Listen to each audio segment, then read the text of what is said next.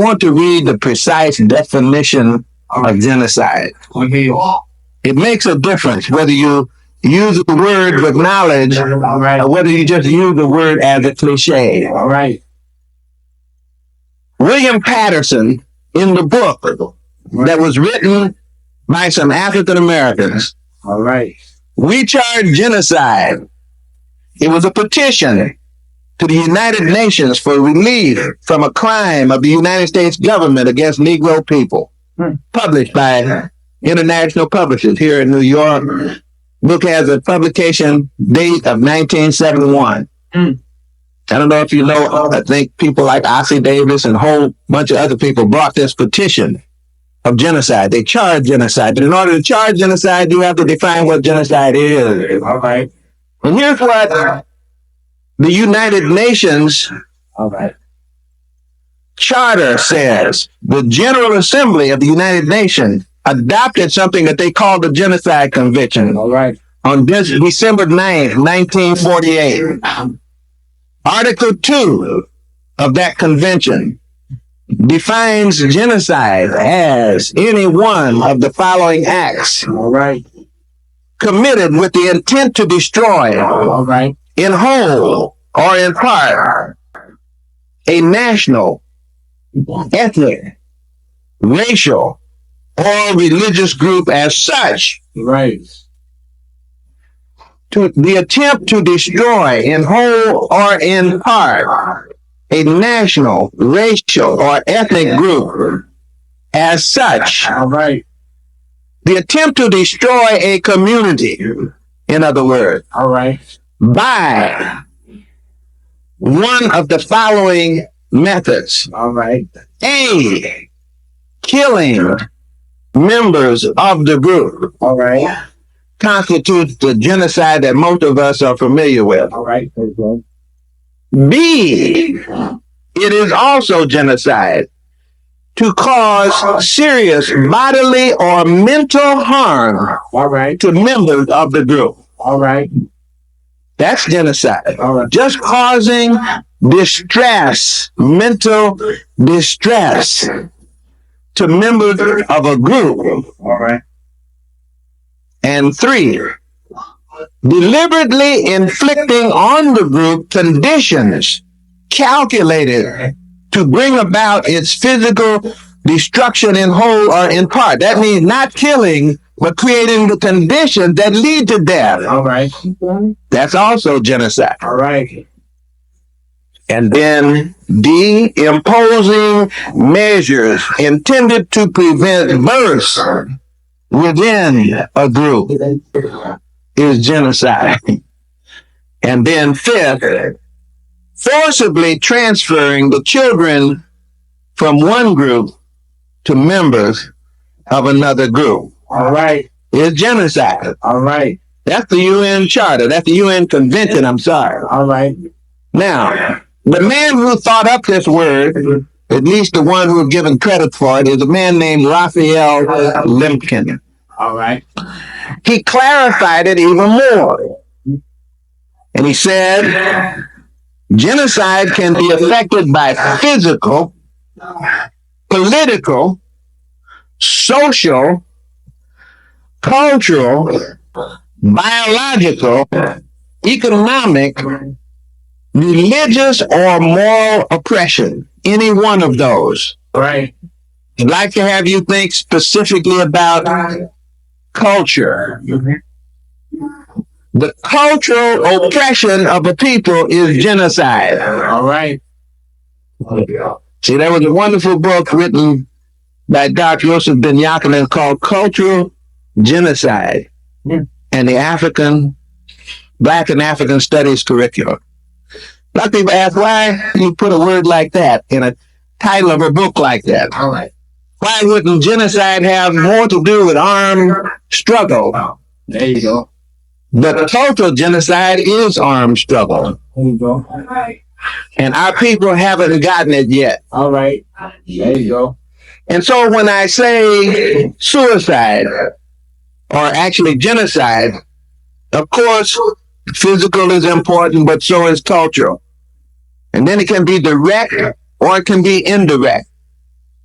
It can be indirect if people just operate in such a way that they ignore you to the point where you can't manifest your culture.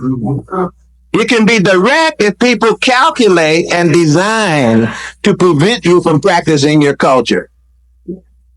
And why would that be true? Why would that be genocide? Why would preventing people from practicing their culture be genocide? It would be genocide because culture is the tie that binds, the glue that holds the group together, the glue that makes for the possibility of unity, the glue that makes for the possibility of collaboration. Anybody serious in the study of humanity understands this. All right. I don't think our people get it. I just been talking to some people the last few days that blow my mind. I sat down at the table 2 nights ago with someone. All right. And this woman was saying, well, you know, I thought I was talking to an African, but it wasn't. And she said, you know, we don't really have anything that connects us to Africa. And I sat there with my mouth. I'm not shocked at much. I couldn't believe this. And she's sitting there with her afro, dressed in African clothes. And she said, no, we don't have it. Of course, she made an interesting choice of a mate. All right. And so that might explain why she's confused about the origin, her own origin. All right. And then she went further than that, and she said, you know, of course, I understand that we came from Africa, but there's nothing of Africa left in us. And that our problem is how to fit into this cultural stream that is the majority cultural stream. That's our only job. She said, that's what I intend to do with my leadership role, is help people fit into this cultural stream. So I'm shocked because I say, well, you know, other people understand the function of culture.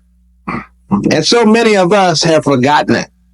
Treat it casually. All right. And communicate that to our children.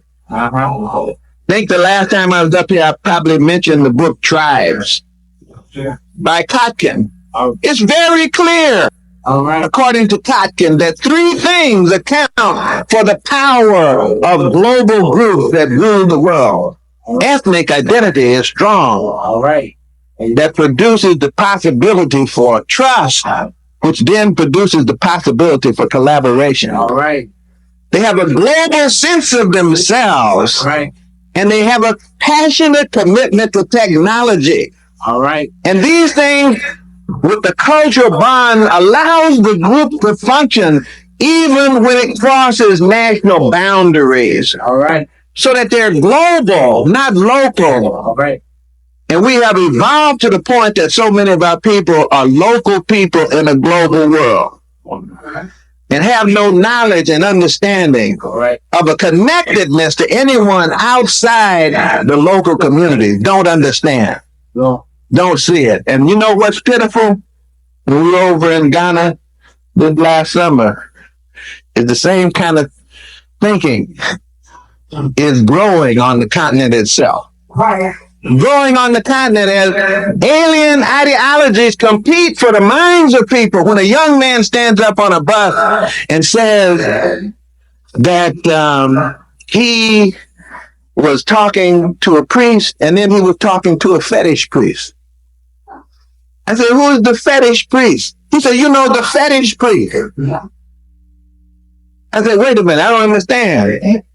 Who is the fetish priest? He said, he's the one that handles fetishes. I said, oh, you mean the Catholic priest? No. He has the cross, the holy water, and things like that. No. I mean, Africa, the Ghanaian traditional priest. I knew what he was doing. That's the term that's used. And I find not only do we use it, Ghanaians use it to their own people. And then I had a young man on the same bus, sat down and bragged about the fact that he was no longer a pagan. I said, wait, if you want to join somebody's church, that's fine. But why does that require you to call your own daddy a pagan and your mother a pagan? So I'm saying minds are being changed because people no longer understand the bond and how it's created and the meaning of having bonds in a global world.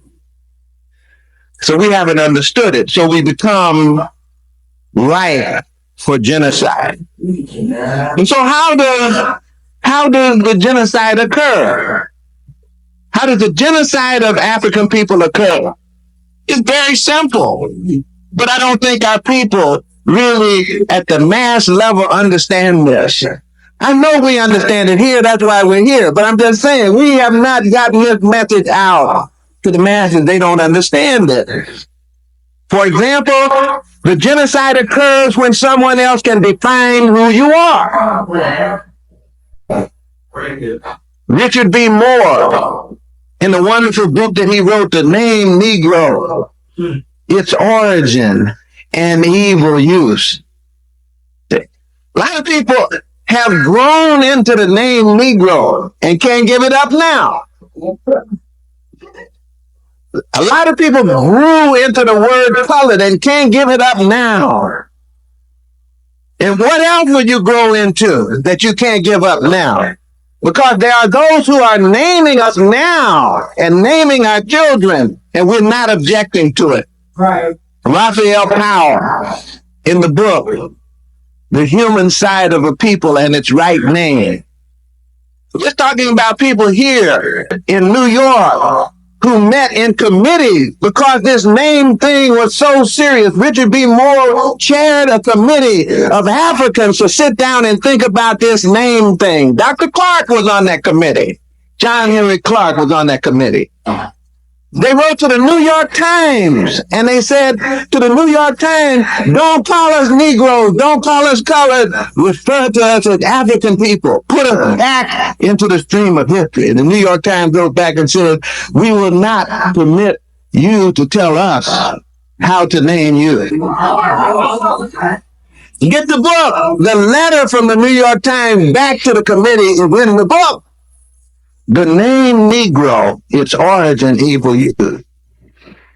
They say that slaves are named by their masters and dogs are named by their masters, but free men must name themselves. But then when free men name themselves the same name that the master named them, that's genocide. That's genocide. And so we have those now, some of them at Harvard, who insist that they're Negroes and coloreds and minorities and at risk and disadvantaged and culturally deprived, and who make no noise about the names that their children are called. And I see it all the time because I'm in the school. What does it do to be a minority, to be a Negro, to be colored? What does it do? It moves you immediately off of the map, because there's no place on the map for Negroes, colored, disadvantaged, at risk. And it moves you immediately out of time, because there's no time where there's ever been Negroes, colored. That means you cannot be a human being out of space and out of time. See, people see this. I'm only anxious about this because more and more I'm hearing people who say the name that you call doesn't mean anything, and I'm hearing it out of the leadership.